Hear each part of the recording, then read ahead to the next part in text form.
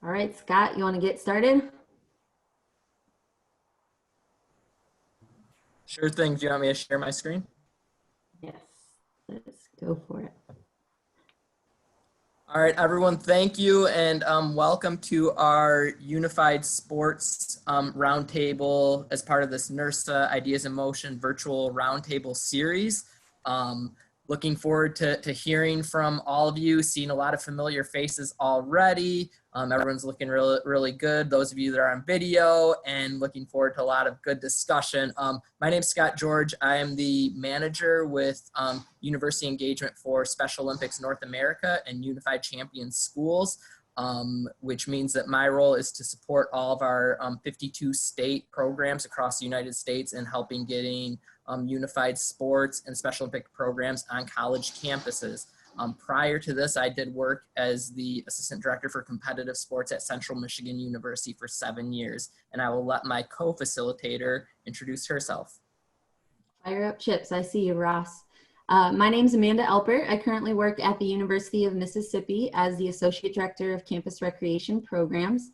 I also am currently the Unified Task Force Chair with the NIRSA Championship Series.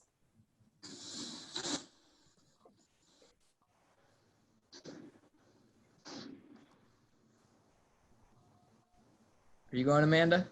Sure. So today for our virtual roundtable, we wanted to share some information with you before we get started. So just so everybody knows, this roundtable may be a little different than some of the roundtables you've been on, where we do have campus recreation members, non-members, also staff from Special Olympics. And we've also invited some leaders from SO college organizations and just many others that are interested in unified sports. So we have a wide range of individuals who are going to be on this call today. We wanted to start by, if you all could please hover over your name or your picture, and there should be a square with 3 white dots. If you can change your Zoom name to include either your institution or school, or if you work for a Special Olympics organization, maybe put that right after your name. This will be really helpful when you are talking in the chat. And it'll let people know where you are from. If you are going to speak on the roundtable, we ask that you start by saying your name and your school or your organization. But if you change your name, your chat will automatically have that update on there. Also, please have yourself on mute for now until you're ready to speak. And also, let's use the chat box as much as we can. If you've been on these, I know that you know the chat box is awesome, and it also gets a lot of great information on there. The chat will be saved along with a recording of this video, so you can always access it at a later.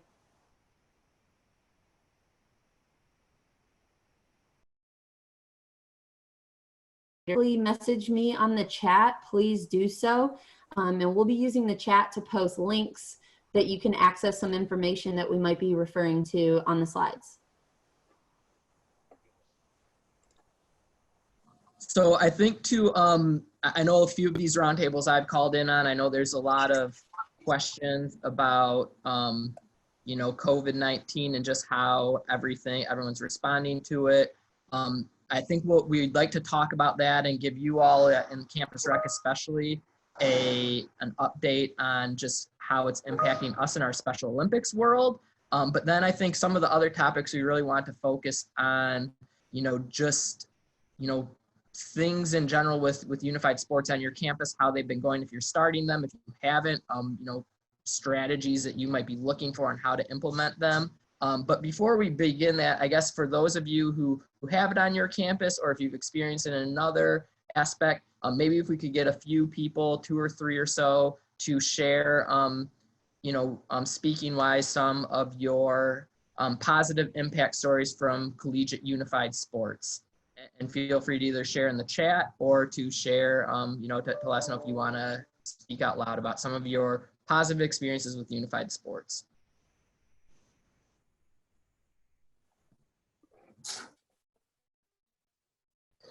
Well, I'll start. My name is Shar, by the way. I'm a Special Olympics actually and a college student. So I know the importance of both from both perspectives. And the coolest experience I've had with Unified is being able to do Unified with my best friend who went to Purdue University, and we did a basketball tournament, and that basketball tournament got a lot of attention, and we were and ended up being the Indy 500 parade grand marshals because of all our work with Unified and stuff. And I just love Unified, and it's changed my life. In high school and stuff, I was bullied. So with Unified, and then able to have it in college is just gonna be awesome. Thanks, Mitch. I see in the chat, Mallory and Liz, do one of you want to hop on and talk about what happened at Colorado State this year? Yeah, can everyone hear me? I'm Mallory. I'm from CSU, and Liz is on this call as well. We help run the Special Olympics College at CSU, and in this past November, we received our banner to be a unified champion school, and Michelle Steele from ESPN was able to come out, and it was a super fun experience. A few days leading up to the banner presentation, we hosted like an indoor flag football event, a social night, and then our actual presentation was on the football field at CSU during the CSU Air Force Games. So I think that was one of our biggest highlights this year. And yeah, just a really, really fun accomplishment to make. We have our banner hanging up in our auxiliary gym now. So it's just a really awesome reminder every time we go in to play our IMs to see that. And if for those of you who look behind me, I'm reliving that night. I got the banner presentation from Colorado State in my background. And then I think last, Jenna from Western over there in Ontario, if you want to share your experience. Hi. So yeah, Canada is slowly getting into the unified area. We're super excited. This is the second year that I've been running programs at Western. And what we decided this year was to have a provincial championship. So we had about 12 teams come. We did a day of basketball just to see how we would be able to grow the program. And we had a dinner and dance after. So now we're excited that we had a lot of buy-in, that we'll be able to make it a 2-day tournament.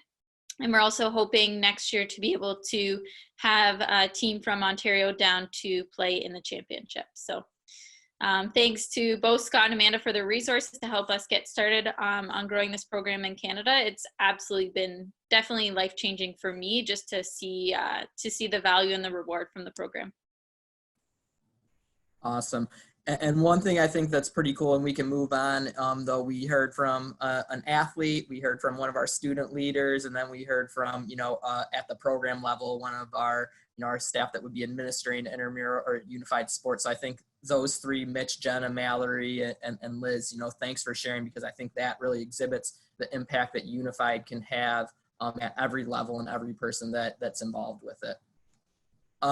So really quick, like give an update just on how, for those of you to learn as far as how COVID-19 has impacted Special Olympics. I'm sure you all know how it's impacted on your campus, but I have Dan from Special Olympics Michigan, who's just going to kind of give an update on, I think, hearing at it from a state and local level, and those those partners that you would all be working with on campus recreation is probably more impactful than even hearing it from the national global level. So Dan, if you could share, just kind of how this has impacted your state and the athletes in your state.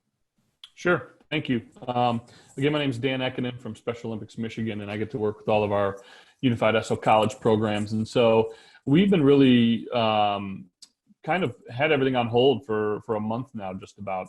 We've been following the Special Olympics North American recommendation, where we've suspended all of our events, fundraising events, sports competition, local, state, regional competitions, really kind of everything through May 31st. We had a call yesterday with our senior leadership team meeting, and we're really looking at events in June and into July now, and really kind of looking at those and what's the feasibility of having those. So I think what we've really been doing, because we want to keep our athletes active, physically active, and interact with them regularly, we've been doing a lot of social media and getting out training plans and fitness plans out to our area programs so they can stay in contact with their athletes and keep them moving. I know, kind of looking at the bigger picture, really what one of the things that we talked about right from the start is it wasn't too long ago that individuals with intellectual disabilities were socially isolated.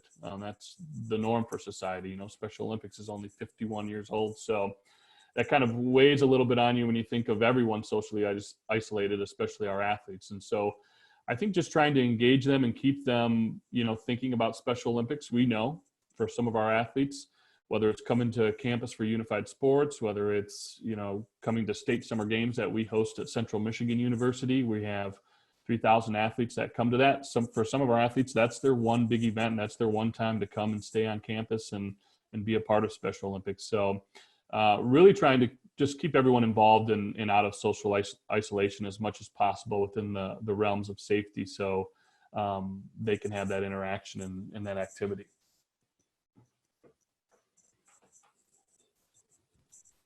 And I think Dan, you know, that his example right there from the states that we've talked to and what we've heard, you know, that's not unique. That's what's, you know, basing Special Olympics programs across the nation, as well as worldwide. So, you know, and I think it's similar to, you know, what you all are experiencing at the campus rec level. You know, we, like you said, you know, our events are on hold right now until, you know, mid to late summer. A lot of people are looking at you know, at the earliest, a lot of planning on going, you know, how can we do things in the fall? But in the meantime, you know, how can we connect virtually or from a distance to really, so our athletes don't lose some of the, you know, the social and the connections and the physical health and well-being and wellness and fitness that comes with unified sports, you know, similar to how you all in a campus rec world are looking at how do we keep students still engaged. So I guess I'd like to just hear, you know, if there are any colleges that have, you know, been connecting with either with athletes or with their students, or how they're doing it in creative ways, or if there's any ideas on people like that people can have for ways to connect and support each other during this time. And then I'd also like to say too, we're also like a lot of planning for the fall. So this is really a great opportunity, I think, for if you've always wanted to get a unified sports program started, this is a time to maybe start those preparations, looking forward to, you know, the next academic year.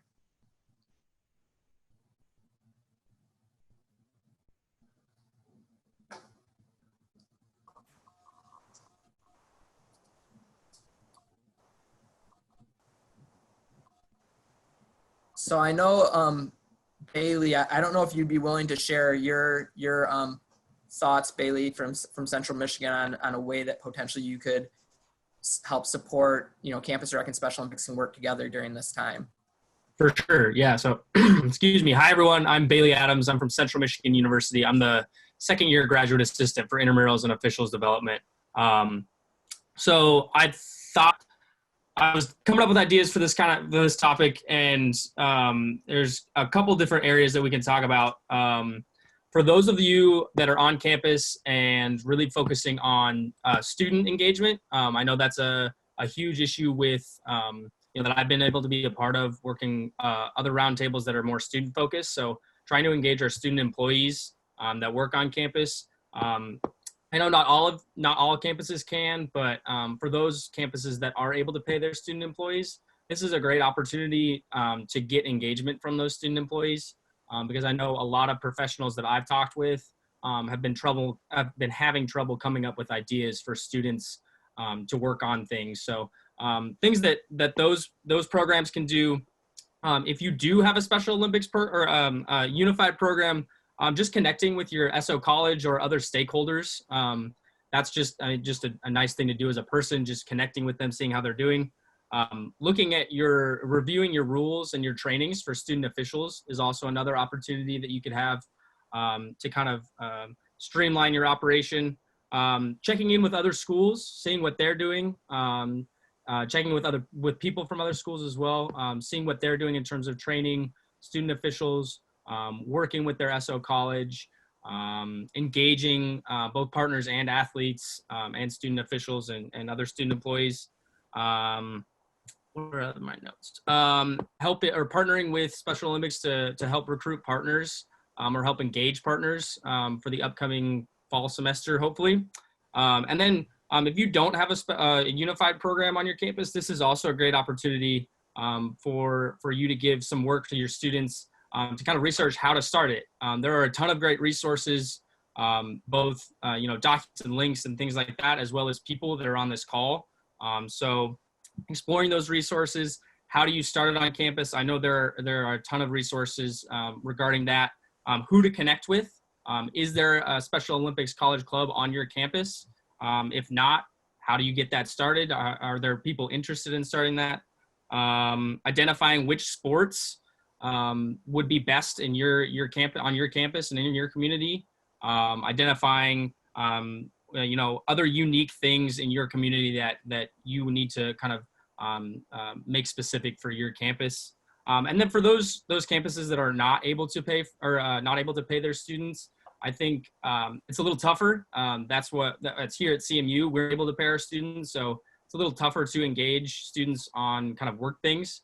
But identifying student leaders that are go-getters, that are willing to work or kind of do some research on their own, and then you might identify some student leaders that are living with their parents like I am right now and need something to do. And this is a great opportunity for them to get involved. So I think a lot of those, a lot of the opportunities are really researching kind of getting better at what you're already doing if you already have a program. And then if you don't have a program, making sure that you're connecting with the right people and utilizing the right resources and making making it specific to your campus and your community. Thanks, Bailey. There's a couple great ideas going in the chat. Cecilia, would you mind sharing from UW-Madison about your ideas? Yeah, hi. So I'm also a student lead at UW-Madison, and I was in charge of programming the unified sports. So we made a Facebook page with SOWI, and all of the partners and the athletes are on the page. And it's pretty flexible. People can kind of post whatever they want. It might be what they ate that day or how many miles they walked. And then a lot of people, the partners have started posting videos on YouTube to kind of like demonstrating exercises and example regimens for some of our athletes and partners to do at home while they're quarantining right now. And then there's been some other links to food recipes and stuff like that. So it's pretty open for anyone to post in the page, but it's basically just a way for everyone to interact with each other still and get ideas and inspiration to stay healthy and active during this time. So it's worked out really well so far, and there's been a lot of action in the page, so it's really good. Sharing a couple other ideas I see in here. DJ Doss, do you mind talking about the trick shot competition? Sure. So we have some specific rules laid out, and it's really open to all of our campus community. But here at Kennesaw State, we're actually kind of in an interesting type of situation where we have a symbiotic relationship with a group called the Academy for Inclusive Learning and Social Growth.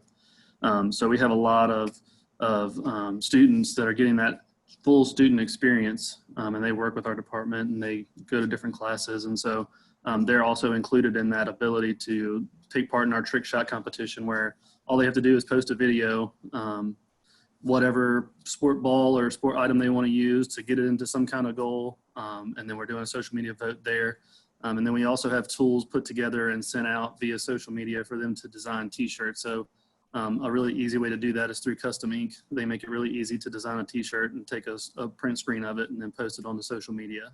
And so that's ways we're engaging all of our students and not just our unified side. Great, thank you for sharing. All right. Well, those are all some great ways to stay engaged during this time. And you can keep sharing items in the chat if you think of other ideas or have more to share. But we did want to throw out some potential topics to continue our discussion today. So a few of these things already kind of were mentioned. But does anybody have any questions or want to get started on one of these topics? If you can go ahead and put any of your questions in the chat, or feel free to unmute yourself and ask a question maybe about one of these topics. Oh, this is Drew DeBoer with the University of Minnesota, Twin Cities. Couple of questions that I have, and definitely we had a pretty big growth. I got the idea brought to me like 2 weeks into my job when I started at Minnesota at the end of fall 2018, and we've since grown from one sport with basketball last spring to 4 sports and over 250 athletes in a year, which is great for us. The problem that I am running into is our department has decided not to fund anything related to Unified. So it's kind of up to me and our partnerships director in finding the financial guideline or financial ability to fund the program going forward. And I mean, especially with COVID really kind of putting a halt to normal operations. Does anybody have any tips for like engaging partners during this downtime? Because I feel like I'm going to get to fall and I'm not going to have any funding and pretty much just put a halt to something that's really kind of blown up. And we've even talked about expanding from 4 to 6 teams in each of our sports. So I don't want something to just kind of fall off when we've had such a great run in the first year that we've been a part of Unified.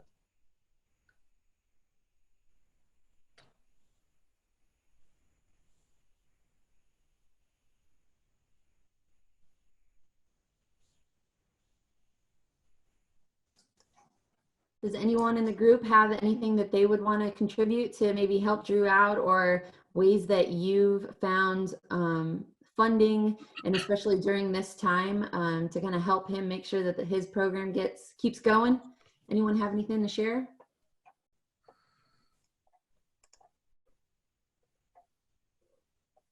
Amanda, I can speak a little bit about doing some grant writing that we've done at the University of Oregon. Yeah, that'd be great.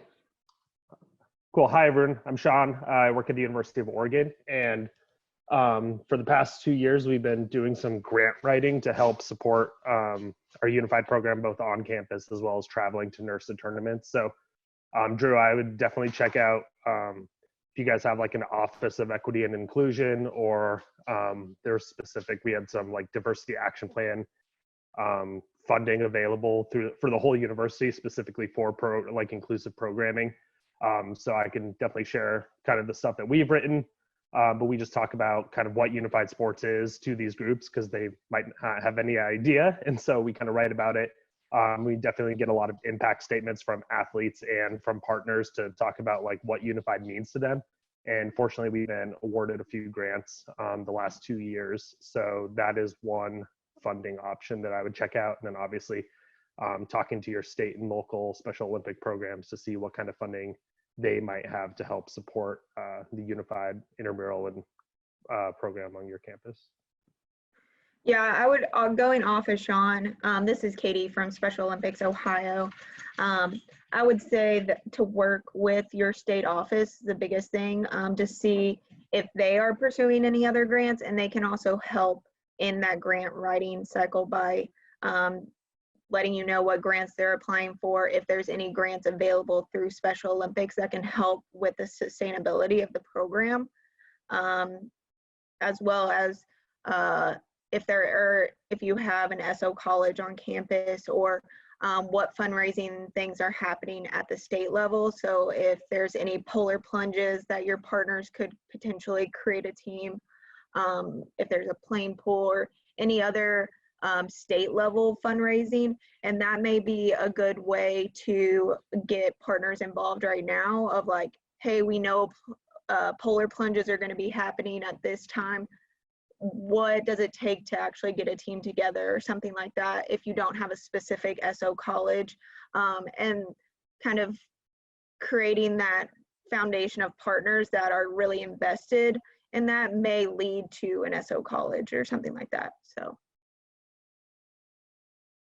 Drew, one thing I would add to go along with Sean and Katie, and again, connecting with that state program, and for anyone, if you're facing anything similar, like I would connect to them, and I would connect to them now, because a lot of, at the state level, a lot of budgets are prepared similar to in the schools program, kind of within the academic year. So like this is kind of the time where we're, wrapping up previous year budgets and looking forward to the next year round of budgets. We also at the national level, and these are the state programs apply for it, but we have some small award grants from ESPN funding that we get.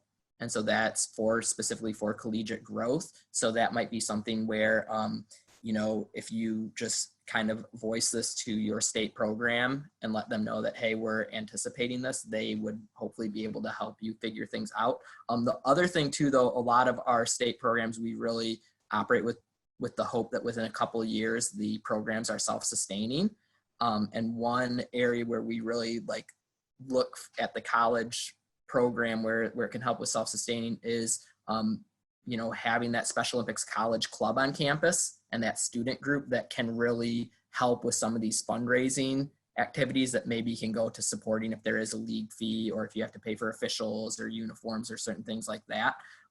Really, using that student organization, starting a Special Olympics College Club on your campus and giving them some goals and fundraising goals that they should meet to help your unified sports program sustain.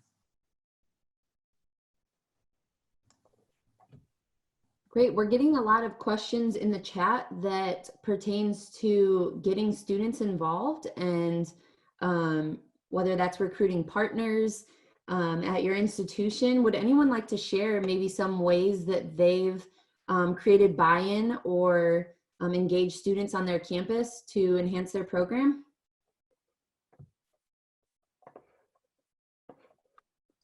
I can jump in. It's Jenna from Western in Ontario, Canada. I posted here, but the biggest avenue for us has been really reaching out to program coordinators on the educational side. Kinesiology has been a big one, disability studies, any teacher education programs, PSW, because they're really looking for practical. And what I've done is I put together a big document on experiential learning, and that's how we're selling it, is that it's actual practical experience that they'll be able to discuss in interviews or talk about on their resume as having some volunteer with special populations. So that's been a big one for us, is really just reaching out and selling the experiential educational component of it. Thank you. And part of that too, a lot of people have mentioned some different partnerships on their campus. Would anyone like to share some success partnerships that they've created with maybe other organizations or departments on a campus? This is Tony North from Toledo. So I mentioned it in the chat. One of the things that we've had some success with, one for Greek organizations specifically, but reaching out to our partners in Greek life. As you know, the Greek life community is always looking for something good to kind of get behind. And so one of our Greek life organizations specifically typically is the first large group to sign up for all of our unified activities. And so they've been a great partnership. We also make an effort to contact professors and to use our student employees to kind of plug unified sports in their classes as well. We saw a pretty big kick in the number of rec therapy students at our institution that came out for basketball specifically this year. So I would definitely say utilize the faculty on your campuses as well. Students are always looking for different ways to get involved. A lot of times they just aren't aware of the opportunities that are there. So those are a couple of the things that we've done. Great. And Tony, while you're sharing, could you touch on the comment that you shared about the night that you've selected to have your unified programming, and maybe changing that and how that's affected the experience? Sure. So originally when we started, we've been running unified now for 3 or 4 years. And when we started, the conversation was that Sundays, the weekends were better because we're dealing with athletes' work schedules and different things like that. The issue was for our students. A lot of our students typically leave campus on the weekends, and so it's tough to necessarily get them back to compete on a Sunday. And then you're dealing with, specifically for flag football, you're dealing with NFL Sunday. If you were to do it on a Saturday, you're dealing with college football. And so that proved to be difficult, and we saw a pretty big decrease in student participation for flag football. So we decided to kind of shift the nights that we play. So we moved it towards just our normal intramural schedule, which was nice because it really kind of creates a sense of community from the standpoint of now unified sports are really going to just be strictly incorporated with our intramural sports schedule. The athletes are already active and playing during the weeks anyway, so they're accustomed to it. And two, it draws more attention to our unified program because now we have people already on the courts, they're already in the facilities, and we have some pretty competitive games. And so it's drawing a lot of attention to our sports. And so we saw a huge increase this year. We had our assessment night, and I don't know, there were probably 60 or 70 people out there.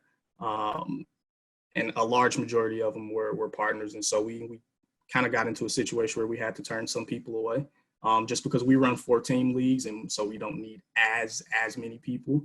But we saw a lot of success with that this semester. So that's definitely something that we're looking forward to for the fall.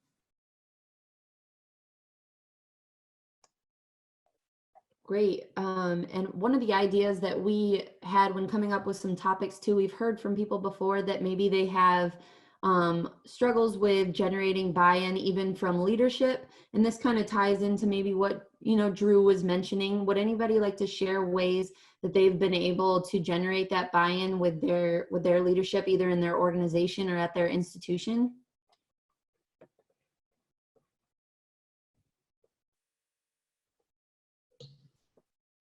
I could talk a little bit about that. I mean, we struggle to get leagues, but we did have a one-night flag football event. We gave out free T-shirts, food, and all that stuff. We had over 300 people there, which is huge for our school. But we invited, our school president and athletic director and everything. They're really just seeing. I think just asking them to come watch for 20, 30 minutes is huge. And they're behind it, and they're willing to help us, with the funding aspect as well. If we can, like I said, get the student buy-in, which is really hard for us.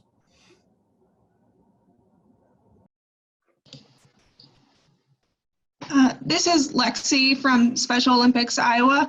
On the topic of student buy-in, we found a lot of success reaching out to departments such as like therapeutic recreation, occupational therapy. I put that in the chat a little bit ago, but also like adaptive rec programs. Some teachers, professors, sometimes they're looking for ways that they can engage their students beyond what they do in the classroom. So we found that as a good way to outreach students into the intramural side of things. When it comes to selling the idea to department leadership, like on the recreation side, what I've seen just from the Special Olympics side of the relationship, it really comes down to who you're talking to, and if they want to see a new program brought on campus. I think the biggest thing when you're meeting with someone to start up unified sports on campus is kind of explain that, we're not here to change what you're doing completely. We don't want to change what you're already doing. If anything, we just want to tap into like, what are your diversity and inclusion initiatives on campus? What are ways that recreation on campus can be enhanced by having a unified league? And a really big part of getting this on campus is also just encouraging student leadership wherever possible, just to kind of take off any work that someone might be afraid of taking on when starting a program like this. Would someone from one of the Special Olympics programs as well, because I know when I made the transition from campus rec to Special Olympics, I was in my campus rec world, and then I saw like everything that was going on at the high school level and middle school and elementary school. So would someone from one of the Special Olympics programs maybe just talk a little bit about briefly, like just what the reach is in our our UCS programs at the high school level specifically? Yeah, really quick, I could touch on a few of our unified pairs at the high school level right now. We have one specifically, we have many unified pairs at the high school level that are looking to move on to college in the next year, 2 years. And we really like to encourage conversation about, when you go to college, there are opportunities on campus. And if there aren't, there's nothing saying that you can't be kind of the spearhead to start something or to start conversation on campus about that. There's unified pairs across the country. Obviously, we have one in specific, Joy and Evie. They started a unified bowling league, kind of district-wide, and they've been a big part of unified basketball across the district as well. It was supposed to be track again this spring, but things happen, and just knowing that there's pairs across the country that are doing things in high school, it's really helpful knowing that. And I attended a student leadership it was a student organization fair over in Davenport last fall.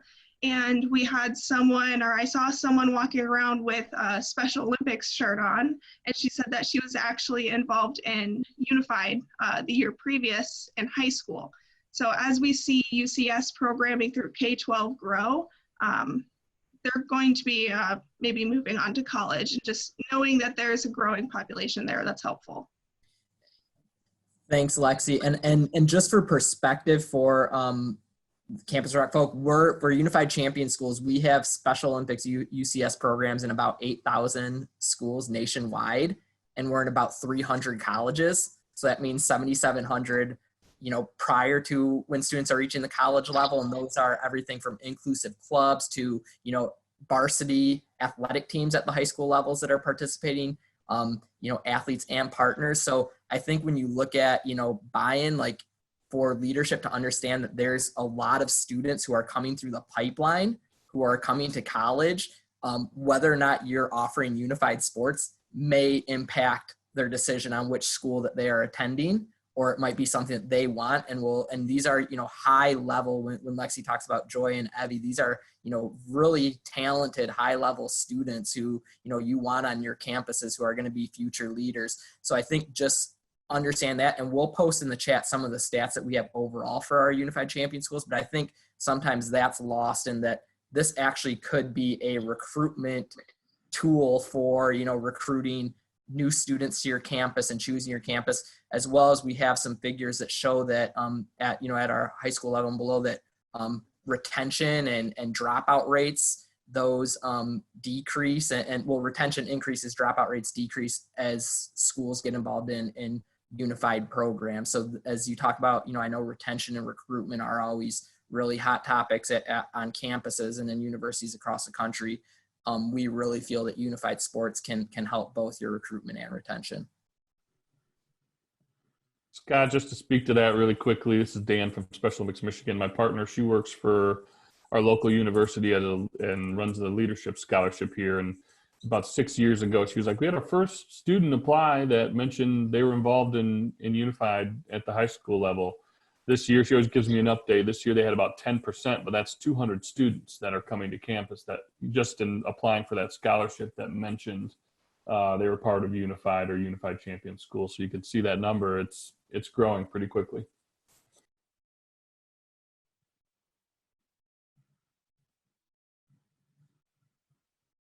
Related to the types of sports and activities that we have on this, there was a question from Caroline CL that is asking what ways that other program areas, maybe fitness, facilities, aquatics, or pro staff can get on board and involved with Unified, as it seems like it typically may start with your sports.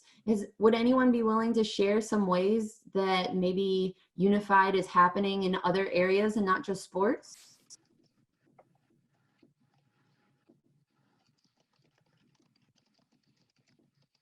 I can do it, Amanda.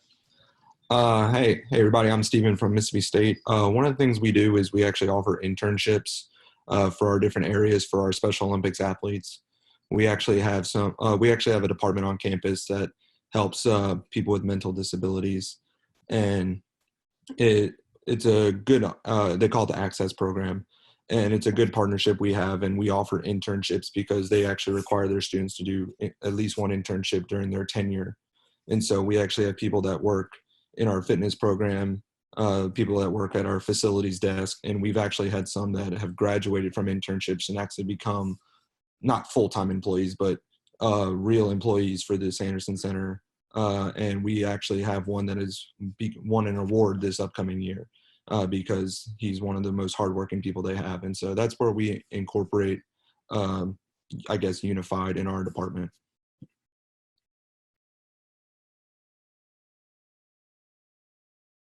Steven, I was going to type in the chat, but that's really exciting to hear. And I see Jenna asked a similar question. I was actually just on a call yesterday with someone at our national office who was like talking about, like how do we look at inclusive workplaces and how do we, really prepare athletes with things like, resume building techniques or, getting these experiences where, post school they can, get positions and individuals with intellectual disabilities having those jobs. And so hearing that you all are doing that, I'll probably be calling you or emailing you after this just to hear about it. But I mean, these are things where when I told her like how talented NIRSA departments are at student employment and student development, these are just exciting ways that we could maybe even build on the partnership to say like, how do you do, if you're holding a student employee training where you're teaching them transferable skills or interview skills, could you make that a unified course that you offer and you invite, the athletes from, the programs to come in and be side by sides with student employees and learn those skills. So that's awesome that you all are doing that. That's exciting. So as a student with disabilities, we're very, very involved. We're not very involved yet, but because I just transferred there earlier this semester, but I really want to find a way of finding a way for us athletes to find more ways to feel included, and ways that we already feel included. Honestly, being able to go to the school makes me feel included. As an individual who thought I wasn't capable of going to college, or have the knowledge or strength to go to college, I know, or be able to go overseas. I've known Scott for a while now, and me and him got to go to Dubai for World Games, and there's many opportunities in life. You just have to open them up and take a chance to have them, to have us athletes on that board with you. Have that chance and have those athletes help you plan the next big thing. Because in life, you just know what we're capable of or where anyone's until you meet that person face to face.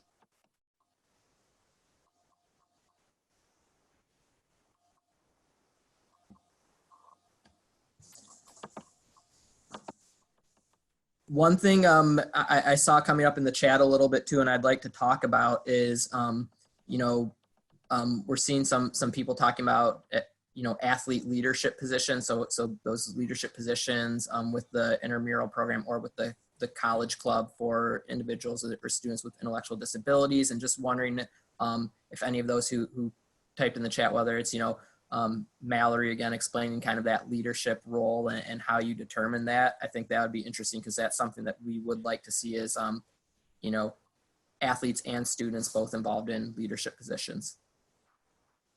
Yeah, so this year at CSU, we decided to open up an executive board position for an athlete.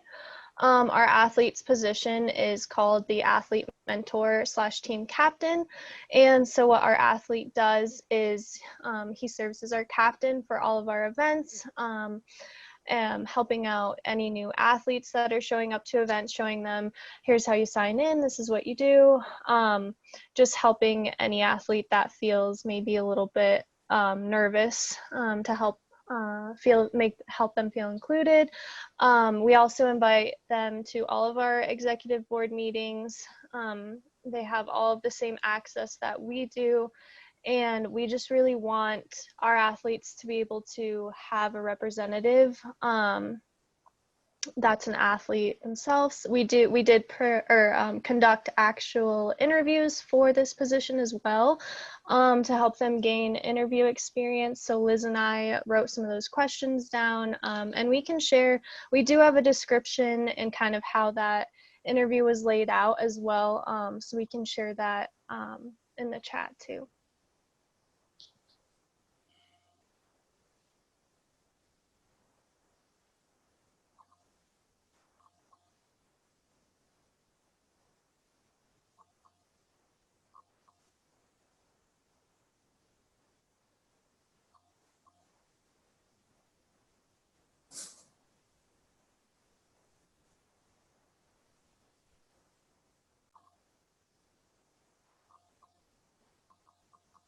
What other questions do people have? I noticed in the chat, it brought up to partnering with athletics and getting unified athletes and partners to attend some games or hang out before champ night. Ryan, would you maybe share a little bit about that? Yeah, so we, our rec services department is listed directly under athletics here at Drake. So we get access to tickets for all of our football, basketball games. But it was a cool opportunity just to kind of lay the idea out there to all of the unified partners and athletes, just to see their interest, and they went crazy for it. So I was able to get tickets for them, and they all just got to just hang out and just watch a men's basketball game as teams and just as friends to watch the game. And then we ended up having our unified volleyball championship directly after that, which kind of helped draw in a little bigger of a crowd than maybe we would have had without that as well.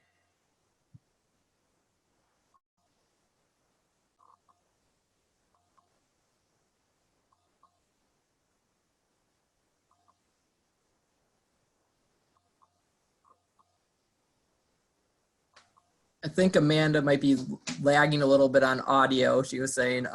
So I guess, we have about 10 minutes to go.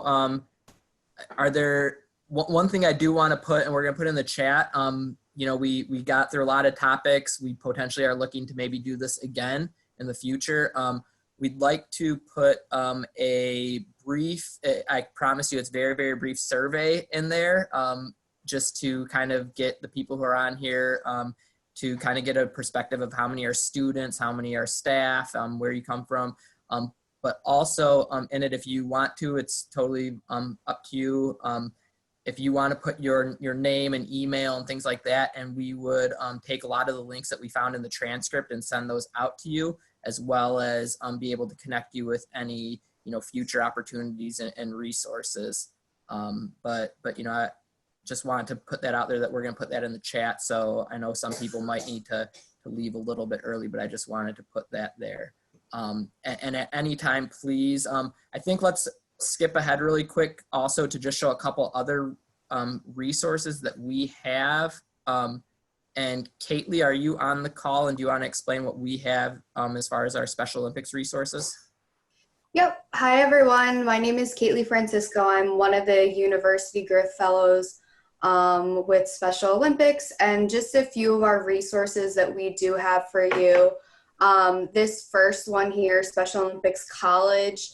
This is the Special Olympics College map. So if you go to this link, it shows all of the different colleges and universities that have either a intramurals or a Special Olympics College Club. So we are just asking that, one, you just look at that. It's a great resource to have to see the colleges and universities in your state, in your area, but also checking to see if your college or university is listed on there. And then the second link here is to our site. And that, again, has another link to any resources for doing things like special events, intramurals, partnerships, things like that as well. And then Scott, I don't know if you wanted to touch on this last bullet right here. Yeah, I can go ahead as long as, can someone just let me know you can hear me real quick? Yep. Okay, great. So this last bullet is, like I said, I am currently serving as the chair for the NIRSA Unified Task Force.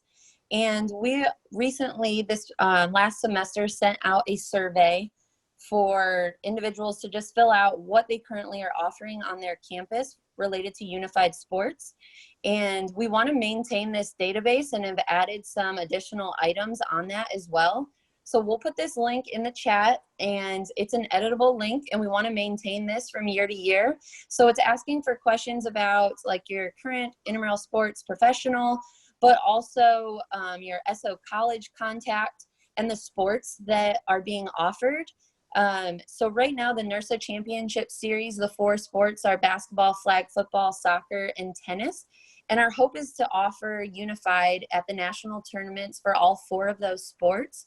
So by collecting the information on this spreadsheet, we also hope to promote Special Olympics and NIRSA events that offer unified opportunities to those that maybe say they have that sport on their campus, or offer resources to those that maybe do not have an SO college or do not offer certain sports. So please take a couple minutes to fill out that task force database, and that would be really helpful, and we can stay in touch with you as well in your unified programs.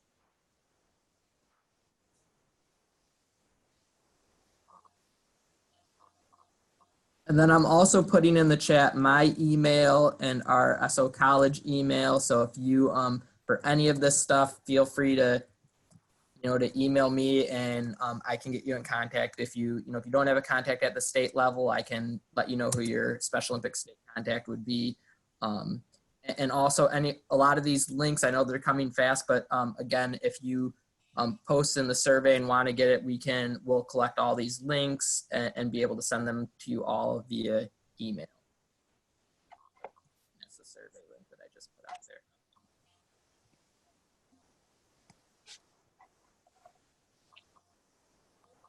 We have a time, I think, for any other questions or thoughts or anything that people would like to share that didn't have an opportunity today to go over.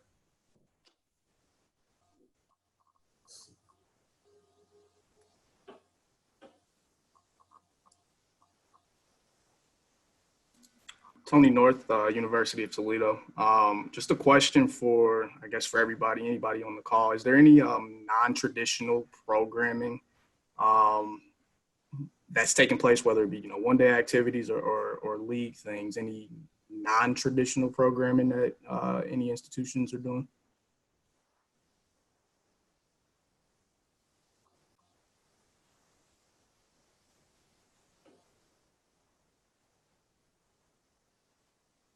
Hi, this is Lexi, Special Olympics Iowa again. When you say non-traditional, I don't know if that's geared towards just like intramurals that's like set up through the recreation department, or like club sports that would also be maybe set up through a department on campus. But something outside of intramurals that we've done, there's a rowing club at the University of Iowa. They saw what was happening through intramurals and wanted to join in on that as well. So they now have a unified rowing program that's happened both indoors and outdoors at this point.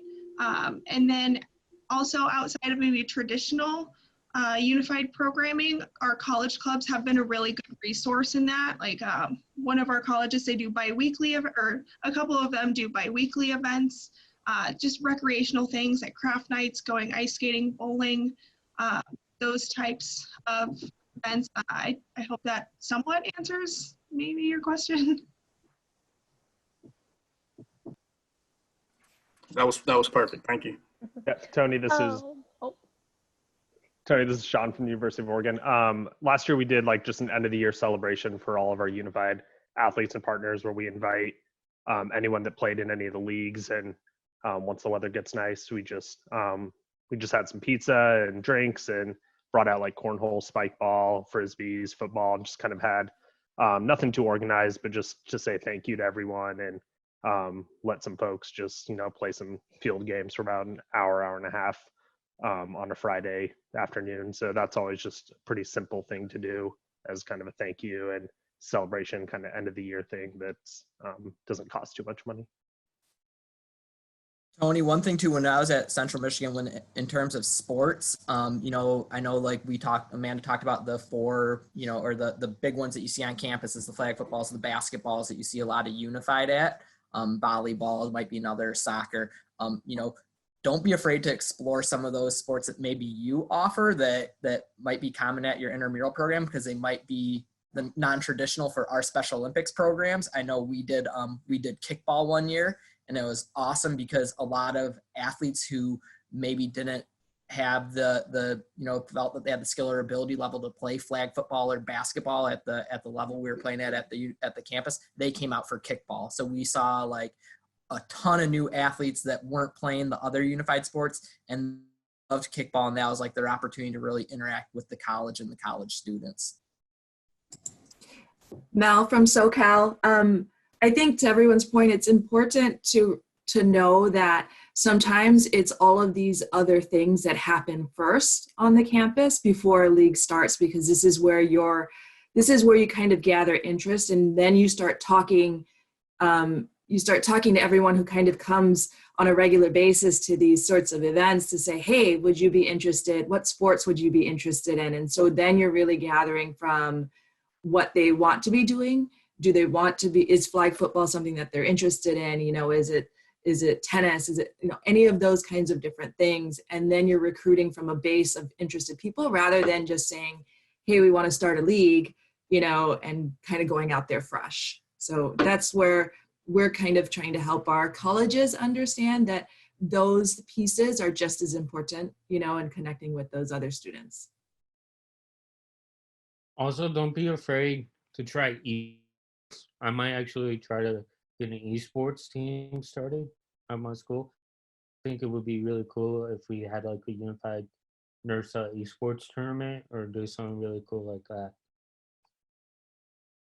Mitch, and I know we're winding down time, but that brings up a good point too. I want to say you all in the NIRSA world are so awesome at like innovating and coming up with like cool new ideas and programs and trying things.